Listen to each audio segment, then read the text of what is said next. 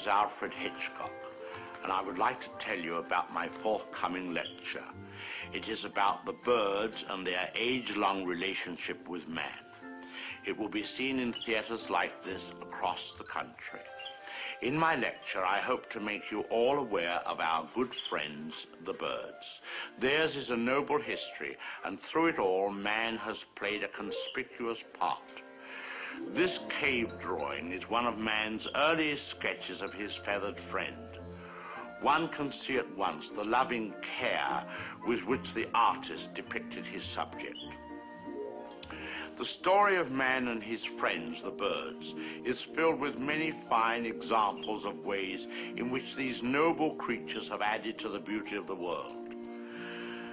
Take this plumed hat from the period of Charles I. How proud the birds must have been to have their feathers plucked out to brighten man's drab life. Here we have a later model, a refinement of the first.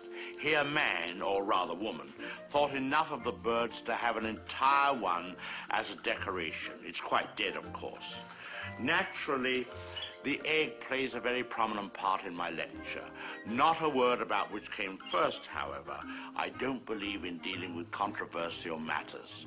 Thousands of years ago, man was satisfied merely to steal an egg from a nest and use it for food.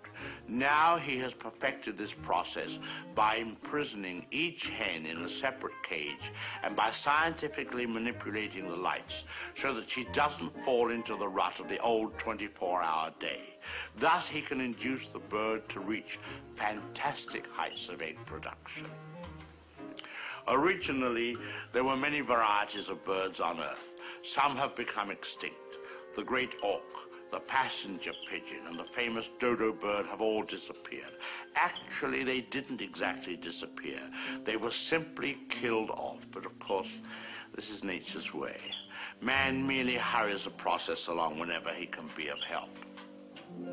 Man and birds have been responsible for a great many advances in our civilization. For example, the bird was the inspiration for the invention of gunpowder, and it was his speed that brought about the development of the shotgun.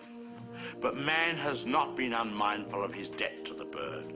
We have honored our feathered friends in many ways. We cage birds and show them off proudly in most of our zoos. And the turkey is traditionally our guest of honor at Thanksgiving. I suspect you never realized that if it weren't for birds, even some of our pastimes would suffer noticeably. Duck hunting, for example. Granted, bagging a fellow hunter can be diverting, but the supply is rather limited. I hope you don't mind if I have something to eat, but I'm rushed today. Planning the lecture has been most educational for me.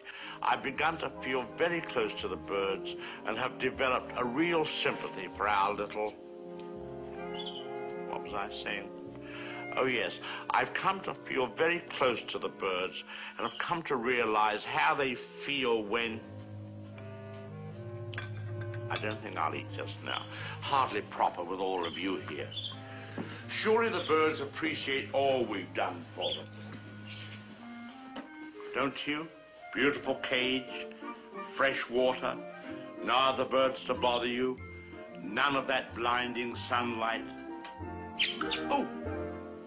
Now, why would he do that? Most peculiar. What on earth?